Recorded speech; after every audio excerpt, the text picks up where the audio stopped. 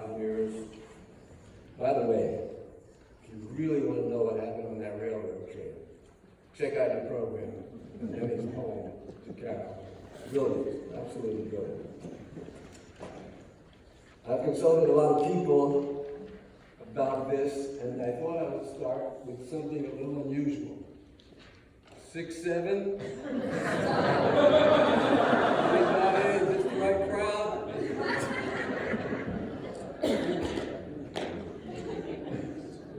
The first time I saw him, Leonard Zeskind. The first time I saw him, it was a crisp fall morning.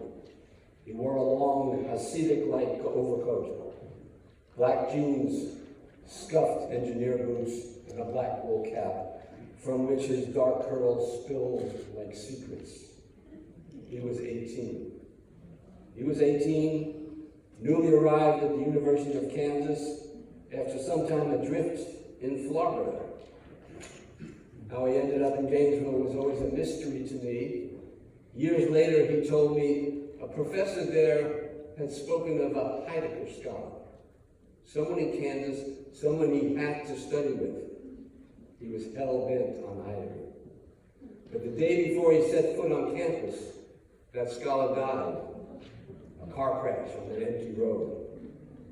Fate, it seemed, was already writing footnotes in the margins of his life.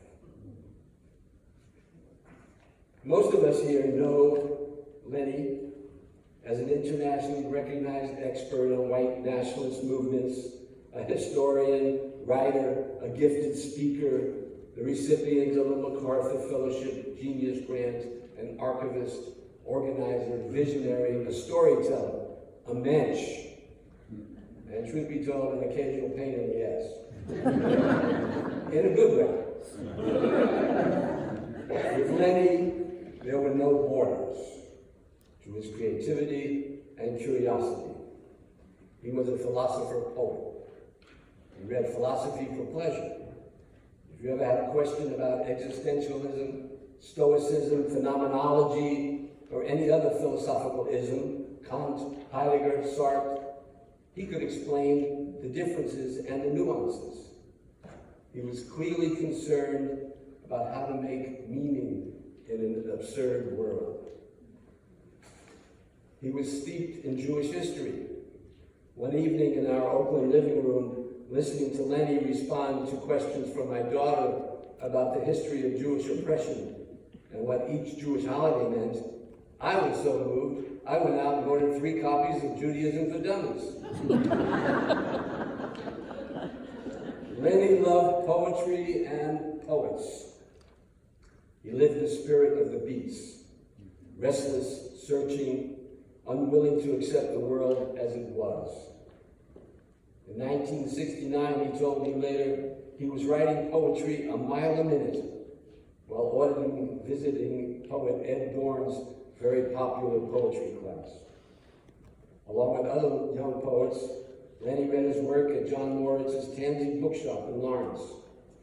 One of the great gifts I treasured from him was a book called I Am Hetty Jones, a brilliant autobiography of the beatnik bohemian poet Hetty Jones, once married to Leroy Jones, the poet playwright, who crafted her own way in a Greenwich village marked by art, male supremacy, and rebellion. There were no borders. LZ loved music, especially Carol singing. He was a fan of the Thugs. One of his favorite songs, written by poet Tuli Kupferberg, is called Nothing. The song infuses poetry and protest, the absurdity and futility of war, nationalism, and blind conformity. It is ironic for Lenin, there was always something to think about, something to reflect on, something to chew over and report on. Nevertheless, nothing hit a chord. I will now grace you. Monday, nothing. Tuesday, nothing. Wednesday and Thursday, nothing. Friday, for a change, a little more, nothing. Saturday, once more, nothing. For the bilingual amongst us, here's a little taste from the Yiddish section of Method. I can hear Lenny laughing at me as I try to pronounce this. Mantik Gornish, Dinstig Gornish, Bivakun Danastig Gornish, Fritig Faranove, Leg Gornish, Fig Velashe Gornish. Nothing.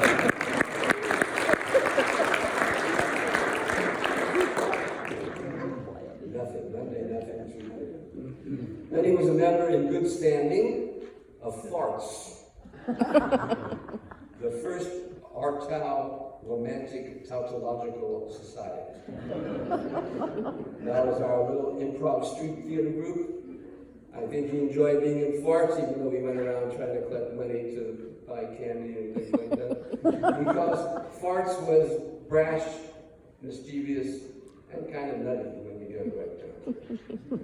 In October 1969, the Vortex Collective, Vortex was the underground newspaper in Lawrence, boarded a VW bus and headed for Chicago and Weatherman's Days of Rage. During a night of fire-making in a trash drum and seemingly never-ending debate at the Chicago newsreel office, Lenny was now known as Lenny Newsreel. The Kansas contingent decided to go to the Black Panther Party, Young Lords, Rim 2, March, and Rally.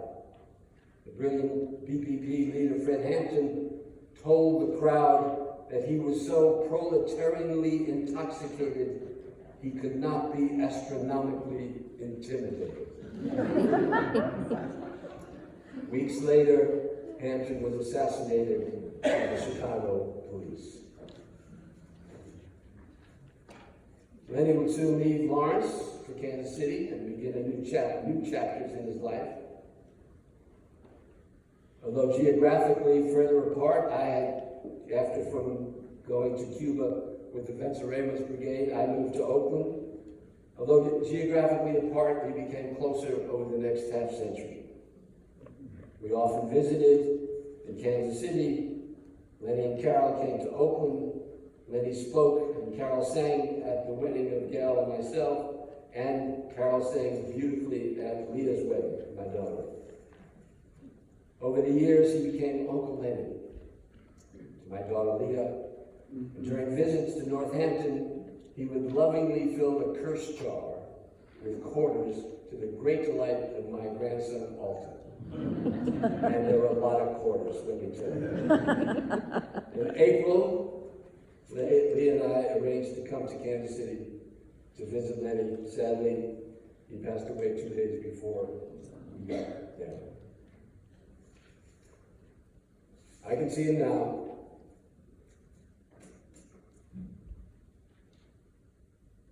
The young kid with the black girls spilling over the collar of his long black coat.